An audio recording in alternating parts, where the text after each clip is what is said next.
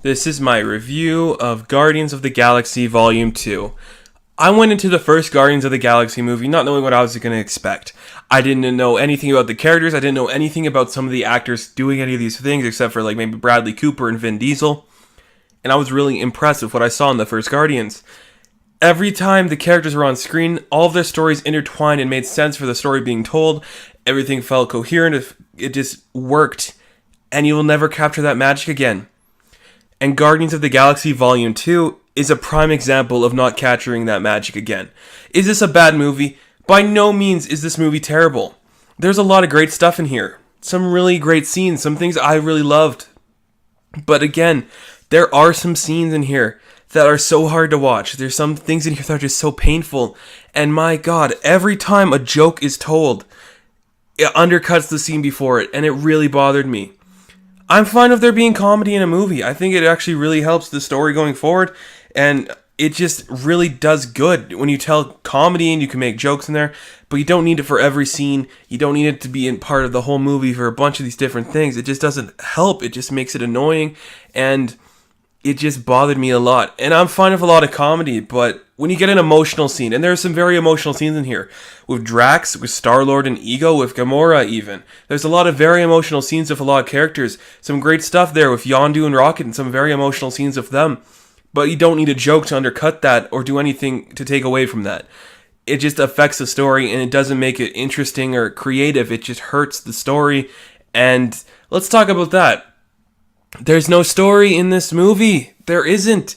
I think the whole story is Star-Lord finds his father, Gamora and Nebula reunite. That's the whole story. We have this kind of bad guy in Taserface that shows up kind of to be the foil for Yondu, and I get it.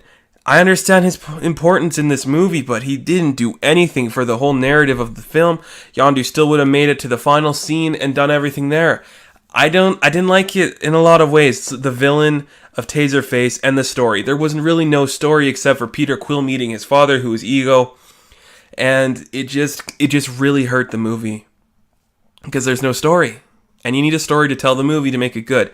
So I'm going to quickly talk about my thoughts on each of the characters in this movie, because there's some really great scenes of a bunch of characters, some really great characters, and then there are ones that suck. First off, Yondu, Michael Rooker. That performance was stellar and incredible. I don't think he could have pulled out anything better for his character and everything that happens to him in the movie. What Yondu goes through in this movie, his transformation from being a Ravager to becoming a Guardian, his relationship with Rocket was some of the most powerful stuff in this movie to me, because I really felt the chemistry, and I really felt that Yondu has lived this life of bad things he's done, and he's been through so much, and he just wants, respect, and he wants people to like him, but they really haven't. And he really relates to Rocket because they're both assholes, and I think that was a really great thing that I really wasn't expecting in this movie. Yondu's performance, Michael Rooker, stellar job. He just knocked it out of the park. He did incredible work. Everything he did, I felt for. I believed him, and when he finally got that big fin, I've been waiting since the first movie to see that big fin, and we got it, and I was just so impressed with it. Really great job. Another great job in this movie, and he wasn't a main character. Craiglin, Sean Gunn. He did incredible.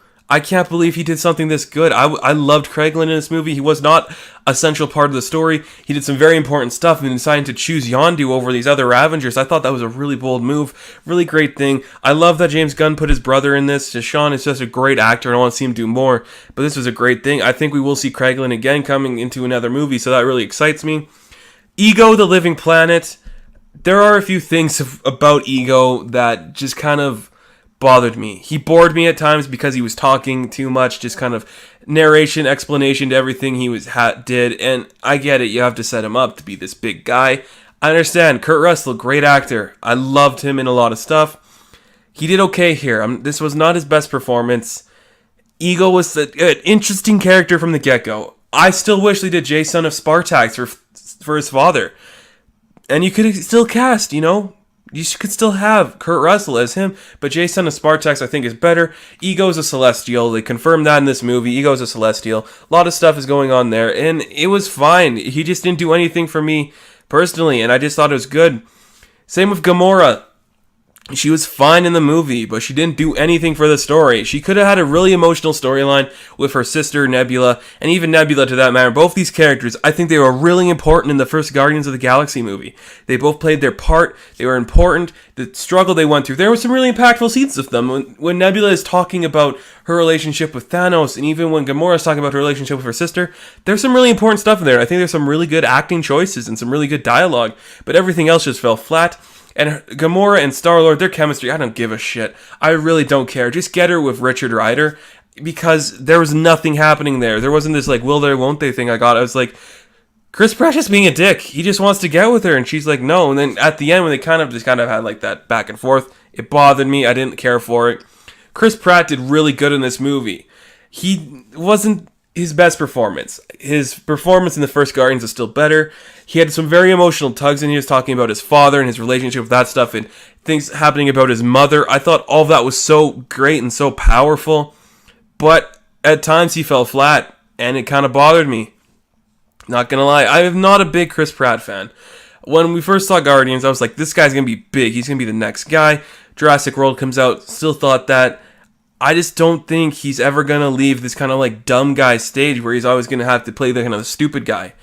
I want him to be smart and just do something else besides that kind of stereotyped Chris Pratt role now. And I don't know if we're ever going to get that.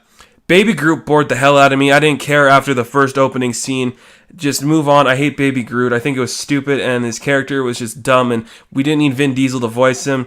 Drax was hilarious in a lot of the scenes, but I think he undercut some of the stuff about his own family, which was really emotional of jokes. And going that, I think Mantis, a great addition to the cast, didn't do anything in the movie. Didn't do a thing. I think she's a great character, though. Really great stuff happening with her. Didn't do anything in the movie.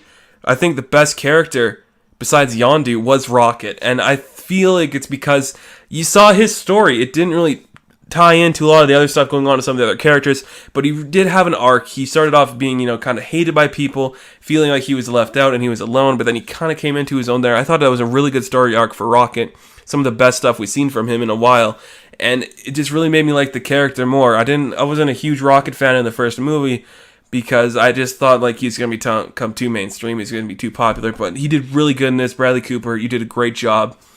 Let's talk about the music. Staple of the Guardians movies is that music. It's good. It's good. I understand what they're going for. They're going for kind of this like 60s, 70s hippie vibe where everything's so Dr. Strangelove and happy and we're so like calm and stuff and it's all hippie and gardens and botanics and things. And I get that. It worked for this movie. I really did like that aspect of it. Not as good as the first soundtrack. Not as good at all.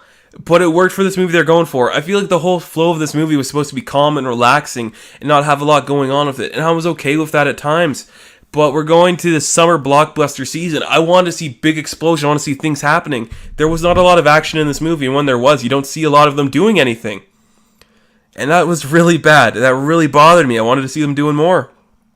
And I just didn't know how to feel after I got out of this movie because I was like, did I love this movie or did I find it boring? And just with characters I kind of liked from the first movie doing things I don't like and doing other things I thought were great. Best part of this movie, Sylvester Stallone. I can't believe I'm saying that. I love Sylvester Stallone in this movie. I want to see him come back to do more. They set him up to be this big guy. I cannot wait to see him come back and do so much. And the post-credit scenes, there's some great post-credit scenes. But before I get to that, the fucking gold people are so stupid. Aisha and her people, I hated everything about them. That was too sci-fi. And when they were playing the stupid video game kind of shit with the console doing that garbage, it was so stupid. It made me so mad. It almost ruined the movie for me.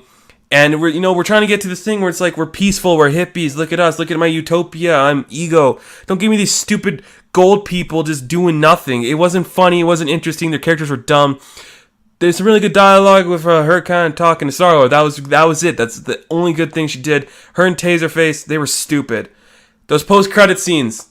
Spoiler alert for those post-credit scenes. Stan Lee talking to the Watchers. Oh my god, that was awesome. I love seeing the Watchers. Their big bald heads and those stupid capes. That was incredible. Adam Warlock's coming. The gold people did something right. Adam Warlock's coming. That's exciting. That's great. Teenage Groot, I don't care. Move on. Make Groot an adult already. It's stupid. I hated Baby Groot. This was a good movie. This was a good movie. It just didn't live up to the expectations I was hoping for from the first movie, and it was kind of boring. There's no story. Some of the characters made choices I didn't care for. So, I'm going to give Guardians of the Galaxy Volume 2 a 60%. That's what I got. There you go. I think I covered as much of this movie as I want to. I'm not going to spoil anything except Yondu dies. I'll catch you guys in the next video. Good luck.